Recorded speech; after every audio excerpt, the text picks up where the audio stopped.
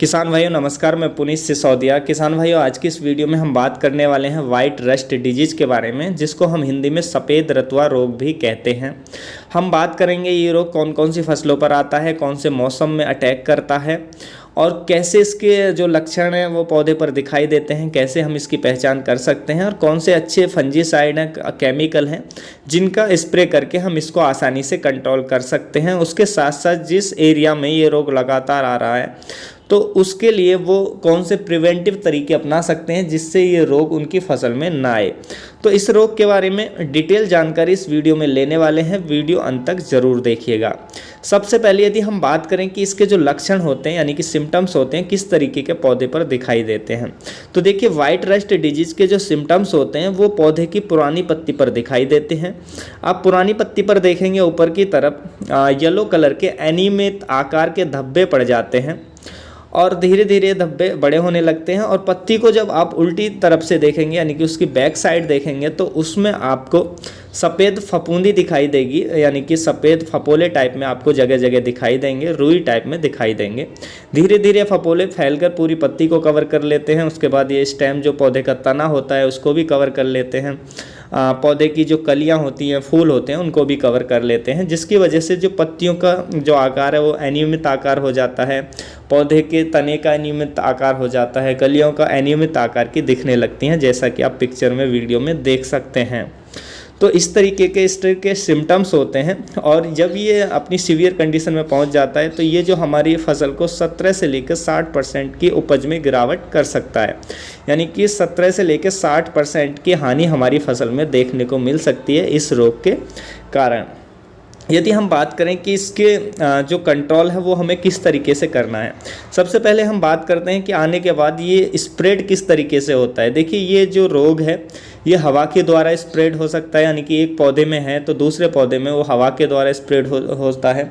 जो पैथोजन है वो हवा के द्वारा भी एक प्लांट से दूसरे प्लांट पर पहुंचते हैं।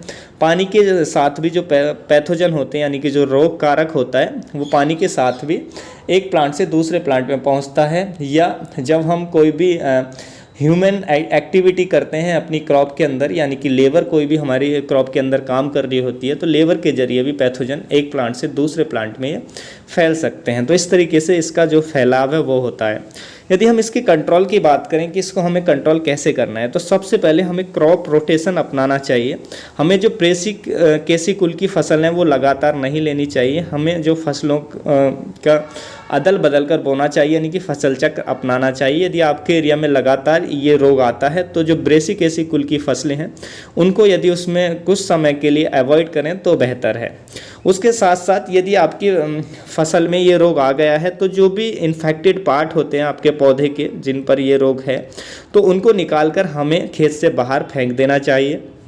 यदि हम उनको ऐसा नहीं करते हैं और खेत में ही छोड़ देते हैं तो इसका जो पैथोजन है, जो रोग कारक है, जो फंगस है, वो जो खेत है उसी में जीवित रहती है। और जब भी हम अगली फसल लेते हैं और जैसे इसको होस्ट प्लांट मिलता है इसके कुल का, तो उसमें भी उस फसल में भी इस रोग के आने के कारण बनता है, यानी कि उस फसल में भी ये रोग आ सकता है। तो इसलिए जो पैथोजन होते हैं, जो इन्फेक्टेड पार्ट हैं, उनको निकाल कर और बाहर जला दें, जिससे जो इसका पैथोजन है वो ख़त्म हो जाए, नष्ट हो जाए।